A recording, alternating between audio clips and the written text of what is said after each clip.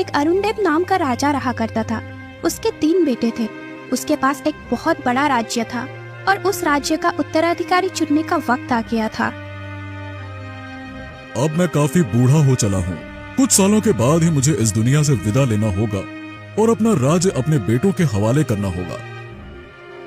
ऐसी अशुभ बातें ना बोले महाराज, अभी तो आप और जिएंगे। कोई भी धरती पर अमर होकर नहीं आया। एक न एक दिन सबको जाना है।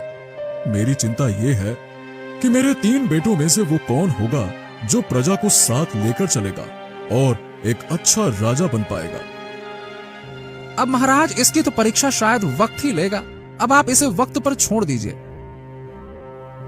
राजा कुछ सोच रहा होता है। वक्त पर छोड़ने की जरूरत नहीं है सुजान सिंह। मुझे अभी एक तरकीब मिल गई है। इस तरकीब से शायद मैं अपने बच्चों की परीक्षा ले पाऊंगा और पता कर पाऊंगा कि इन तीनों में से कौन राजा बनने के काबिल है। राजा वहां से चला जाता है और फिर राजा अरुणदेव अपना एक मित्र मंगल के पास जाता है। कैसे हो मंगल?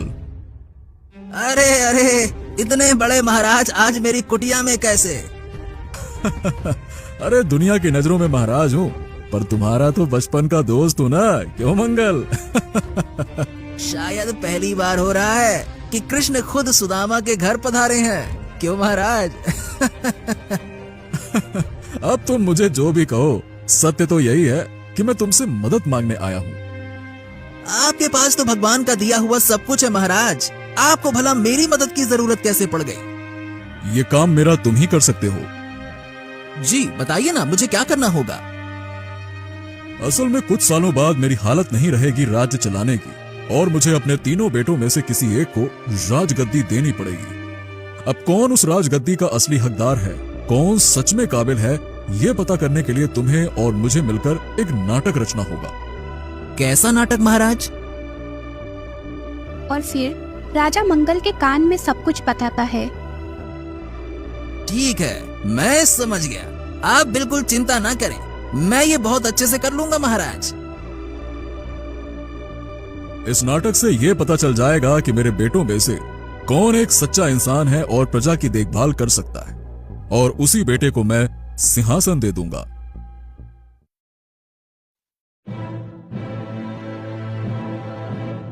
राजा अपने महल में वापस आ जाता है। राजा के 3 संतान थे, अजय, विजय और धनंजय। राजा अपने तीनों बेटों को एक एक करके एक कमरे में बुलाता है और सबसे एक ही बात बोलता है। प्रणाम पिताजी। अजय, तुम मेरे सबसे प्रिय पुत्र हो और मुझे लगता है कि तुम सबसे ज्यादा काबिल हो, इसलिए मैं चाहता हूं कि तुम्हें मेरे सिंहासन का उत्तराधिकारी चुना जाए। ये तो मेरे लिए बहुत ही सौभाग्य की बात होगी पिताजी। ठीक है, अभी तुम जाओ, और हाँ, ये बात अभी किसी से कहना मत कि मैंने तुम्हें अगले राजा के रूप में चुना है, ठीक है? जाओ। थोड़ी देर बाद राजा विजय को अंदर बुलाता है और उससे भी यही कहता है कि वो अगला राजा बनेगा। थोड़ी देर बाद धनंजय भी अंदर जाता है और राजा उसे भी कह देता है कि अगला राजा उसे चुना जाएगा। वहाँ मंत्री सुजान सिंह भी था। वो ये सब देख रहा था। महाराज, आपका दिमाग में चल क्या रहा है? आपने तीनों राजकुमारों को सिंहासन का वादा कर दिया, आप ऐसा क्यों कर रहे हैं? तुम बस देखते जाओ सुजान सिंह, इन तीनों राजकुमारों की अब एक परीक्षा होने वाली है। तीनों भाई ये समाचार सुनकर बहुत ज्यादा खुश थे, लेकिन वो ये नहीं जानते थे कि आप उनका सामना एक परीक्षा से होने वाला है और उसमें सफल होने के बाद ही उन्हें वो सिंहासन मिलेगा। कई दिन बीत जाते हैं। तीनों भाई राजा बनने के सपने देख रहे थे। तभी अचानक एक सभा बुलाई जाती है। उसमें राजा था, राजा का मंत्री सुजान सिंह भी था, एक सैनिक था, राजा के तीनों बेटे भी थे। इन सब के अलावा वहाँ पर एक कैदी भी था जिसको सजा दी जाने वाली थी। वो कैदी और कोई नहीं बल्कि बनवारी ही था, जो कि सिर्फ कैदी होने का नाटक कर रहा था। क्या हुआ पिताजी? इस कैदी का अपराध क्या है और इसे क्या सजा दी जाने वाली है? इसे इसी समय फांसी दी जाने वाली है। पर फांसी ही क्यों? इसका अपराध क्या है? यह इंसान आज भरे बाजार में महाराज यानी कि मुझे गालियां दे रहा था। राजा के खिलाफ जो भी आवाज उठाता है उसका सिर्फ एक ही दंड है, मृत्यु। ये आप क्या कह रहे हैं पिताजी? इतने छोटे अपराध के लिए इतना बड़ा दंड? ये तो अन्याय है। अब तुम मुझे न्याय और अन्याय का मतलब समझाओगे? इसने सबके सामने मेरे बारे में उल्टा सीधा कहा है। इसे तो आज मृत्यु दंड मिलकर ही रहेगा। ये तो गलत है पिताश्री। प्रजा में हर किसी को अपने विचार व्यक्त करने की आजादी होनी चाहिए। फिर भी अगर वो सीमा से बाहर जाकर कुछ बोलता है तो उसे दंड दिया जाना चाहिए, पर इतना बड़ा नहीं कि उसका जीवन ही खत्म हो जाए। मैं आप तीनों राजकुमारों से हाथ जोड़कर विनती करता हूँ कि महाराज से कहिए कि मुझे माफ कर दे, मुझे माफ कर दे। ये मंगल तो बहुत ही अच्छा नाटक कर रहा है। वाह मंगल, तुम तो कलाकार निकले।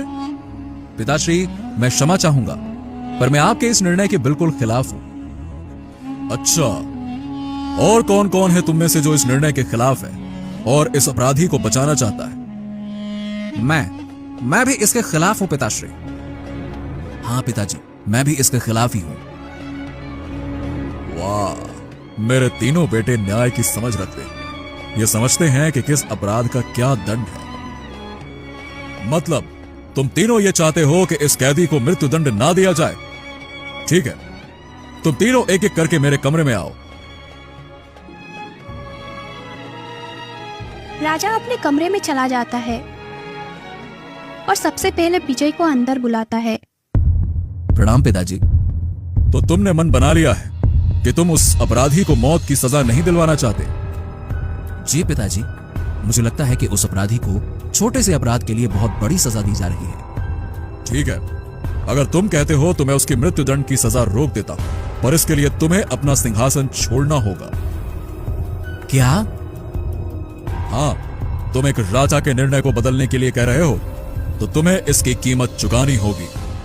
मैंने तुम्हें जो सिंहासन देने का वचन किया था, तुम्हें उस सिंहासन को हमेशा हमेशा के लिए भूलना पड़ेगा। बोलो, तैयार हो इसके लिए? विजय कुछ देर सोचता है। पिताजी, मैं एक आम इंसान की जान बचाने के लिए अपना भविष्य दांव पर नहीं लगा सकता। आप उसको मृत्यु दंड दे दीजिए। वाह, वैसे तो बड़ी न्याय की बातें कर रहा था। जब बलिदान देने की बात आई तो अपने पांव पीछे ले रहा है। ये तो राजा बनने के काबिल कतई नहीं। ठीक है, मैं समझ गया। अब तुम जाओ यहां से। थोड़ी देर बाद राजा अजय को अपने कमरे में बुलाता है। बेटा अजय, अगर तुम चाहते हो कि उस व्यक्ति को मृत्युदंड ना मिले तो तुम्हें इसकी कीमत चुकानी होगी। इसकी जान के बदले तुम्हें अपना भविष्य में मिलने वाला सिंहासन छोड़ना होगा। अजय तुरंत बोलता है, क्या? एक आम इंसान की जिंदगी बचाने के लिए मैं अपना सिंहासन छोड़ दूं? ये कतई नहीं होगा मुझसे पिताजी। मैं इतना भी बड़ा देवता नहीं हूं कि इतना बड़ा बलिदान दे दूं। आप दे दीजिए उसको मृत्युदंड, क्या फर्क पड़ता है मुझे। मैं कुछ नहीं बोलूंगा, दे दीजिए उसको। राजा उदास हो जाता है कि उसका दूसरा बेटा भी पलट गया। अब राजा को सिर्फ अपने आखिरी बेटे से उम्मीद थी। प्रणाम पिताश्री। बेटा धनंजय, क्या तुम उस अपराधी को मृत्युदंड देने के खिलाफ हो? जी पिताजी, न्याय यही कहता है कि जितना बड़ा अपराध हो, दंड सिर्फ उतना ही होना चाहिए। ना ही बड़े अपराध के लिए छोटा दंड मिलना चाहिए और ना ही छोटे अपराध के लिए बड़ा दंड मिलना चाहिए। ठीक है, अगर तुम चाहते हो कि मैं अपना निर्णय बदल लूं और अपराधी की जान बख्श दूं तो तुम्हें इसके लिए खुद कुछ बलिदान देना होगा। जी बिल्कुल, मैं उस इंसान को न्याय दिलाने के लिए कुछ भी करने को तैयार हूं। आप बताइए, मुझे क्या बलिदान देना होगा? याद है, मैंने तुमसे कहा था कि मैं तुम्हें अपना उत्तराधिकारी बनाऊंगा। बस तुम्हें इसी का बलिदान देना होगा। अगर तुम चाहते हो कि वो इंसान बच जाए तो तुम्हें राजा बनने का सपना हमेशा हमेशा के लिए छोड़ना होगा। मुझे मंजूर है। दुनिया का कोई भी सिंहासन प्रजा से बढ़कर नहीं होता, और प्रजा के साथ अन्याय अगर मैं होने दूंगा तो वैसे भी मैं राजा बनने के काबिल नहीं रहूंगा। हाँ, आखिरकार मुझे अपना उत्तराधिकारी मिल ही गया। मेरे बाकी दोनों बेटे अपने स्वार्थ को प्रजा से ऊपर रखते थे, लेकिन धनंजय उन दोनों से अलग है। वो प्रजा के साथ न्याय करने के लिए अपना सिंहासन तक छोड़ने को तैयार है। वाह बेटे वाह, तुम परीक्षा में सफल हुए मेरे बेटे। कैसी परीक्षा पिताजी? आओ मैं तुम्हें उस अपराधी से मिलवाता हूं।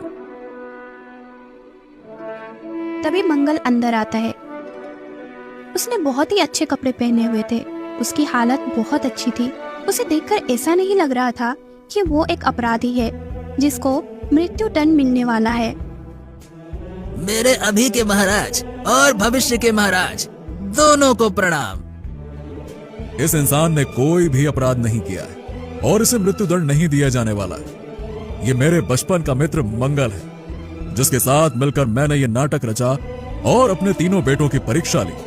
उस परीक्षा में अजय और विजय सफल नहीं हो सके, लेकिन धनंजय अपनी न्यायप्रियता के कारण सफल रहा। पिताश्री, आपने बचपन से मुझे जो भी सिखाया है उसको मैंने अपने जीवन में भली भांति उतारा है। मैं जानता हूं कि संसार में न्याय से बढ़कर कुछ भी नहीं। एक राजा कभी निर्दोष को सजा नहीं देगा। वाह, तुम 100% काबिल हो इस सिंहासन के। फिर महाराज अरुणदेव अपना बेटा धनंजय को राजगद्दी के उत्तराधिकारी बनाकर राजा घोषित कर देते हैं और ये देखकर दोनों भाई अजय और विजय बहुत उदास हो जाते हैं।